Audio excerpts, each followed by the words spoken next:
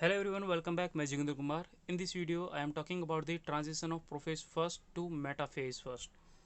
तो जो ट्रांजिशन होती है प्रोफेज फर्स्ट से मेटाफेज फर्स्ट में, तो हम उसके बारे में इसमें बात कर रहे हैं इस वीडियो में. तो आपने लास्ट वीडियो में पढ़ा कि प्रोफेज फर्स्ट के जो 5 सब ग्रुप थे, जो 5 सब ग्रुप थे, उन सब ग्रुप्स में सिर्फ एक ही काम हुआ कि क्रोमोजोम को कंडेंस्ड कर दो. भाई कैसे करोगे तुम्हारे ऊपर है. ठीक है, तो उन्होंने उसको कंडेंस करना शुरू कर दिया. उन्होंने मेन काम किया था कंडेंसेशन ऑफ क्रोमोजोम के ऊपर.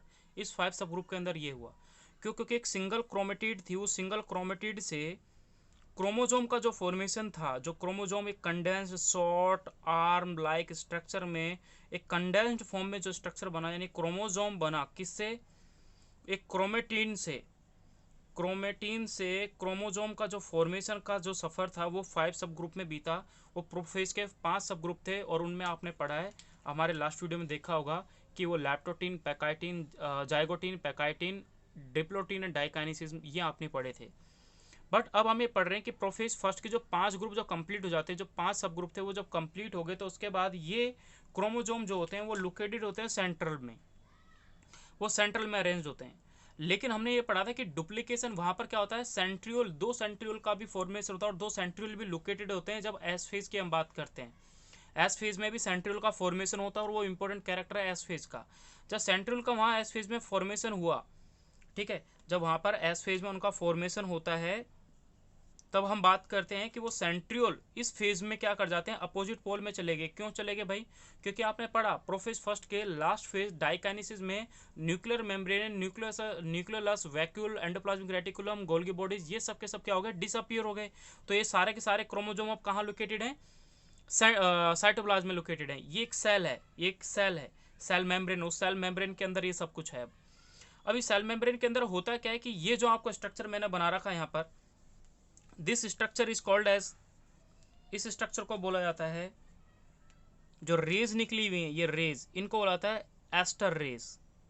Ester raise. और बीच में जो लोकेटेड है इसको बोला जाता है सेंट्रियोल. क्या बोला जाता है? सेंट्रियोल. इन दोनों को एक साथ में एक वर्ड यूज करते हैं, दैट इज एस्टर.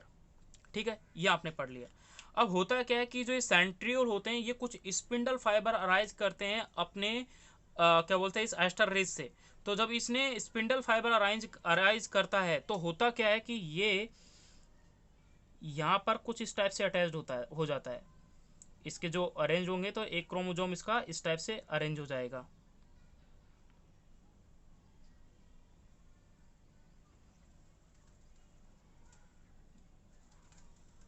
ये कुछ स्पिंडल फाइबर से हमने क्रोमोजोम, मैंने यहाँ पर 3 पेयर ऑफ क्रोमोजोम बनाया और 3 पेयर में मैंने ये दिखाया कि इसमें इसमें बाइवेलेंट क्रोमोजोम के बाद जब क्रॉसिंग ओवर होती है होमोलोगस क्रोमोजोम में, तो होमोलोगस, मैंने यहाँ पे देखो क्रॉसिंग ओवर के बाद जो सेगमेंट बना मैंने वो भी शो कर रखा है, आप इस चीज़ पे ध्यान दें.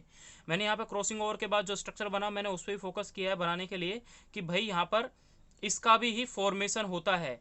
अब हम इस कंडीशन में बात करते हैं कि जब ये chromosome transition of prophase first to metaphase first में जाते हैं तो उस कंडीशन में होता क्या है. तो यहाँ पर होता क्या है कि हुआ क्यों, पहले जब ये 2 क्रोमोजोम क्या थे, डिप्लॉयड कंडीशन में थे, 2n में थे. कब थे? क्योंकि सारे सारे न्यूक्लियर मेम्ब्रेन के अंदर थे, तो ये 2n हो गए. लेकिन इस कंडीशन में ये n हो जाएगा और ये n हो जाएगा, लेकिन दोनों को बोला तब भी प्लोइडी क्या रह जाएगी, सेम रह जाएगी, यानी 2n ही रहेगी.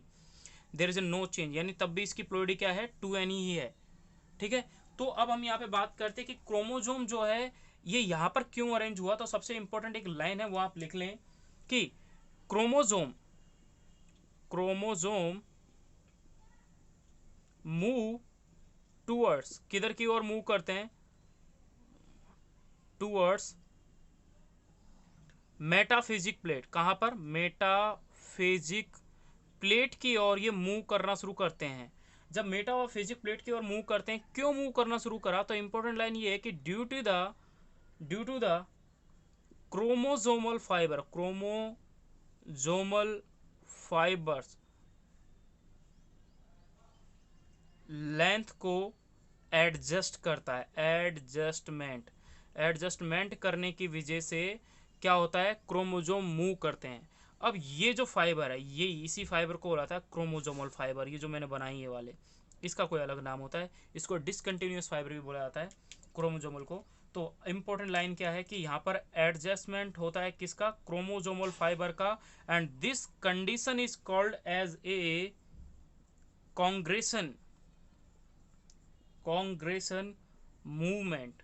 कॉन्ग्रेशन मूवमेंट होता है, उसी को ही क्या बोला जाता है, उसमें क्या होता है, अगर आपसे ये पीएमटी में क्वेश्चन आ जाए कि व्हाट इज द कॉन्ग्रेशन मूवमेंट, तो हम बोलोगे क्रोमोजोमल फाइबर का लेंथ का एडजस्ट करना, एडजस्टमेंट जिसको हम बोलते हैं।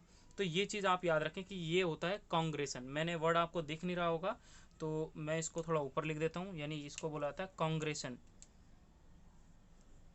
कॉन्ग्रेशन मूवमेंट। इस मूवमेंट का नाम है कॉन्ग्रेशन मूवमेंट, कांग्रेस नहीं है, कॉन्ग्रेशन मूवमेंट है। ठीक है, इस चीज़ को आप ध्यान रखें। तो ये आपका इस transition of prophase first to metaphase first में बात करी।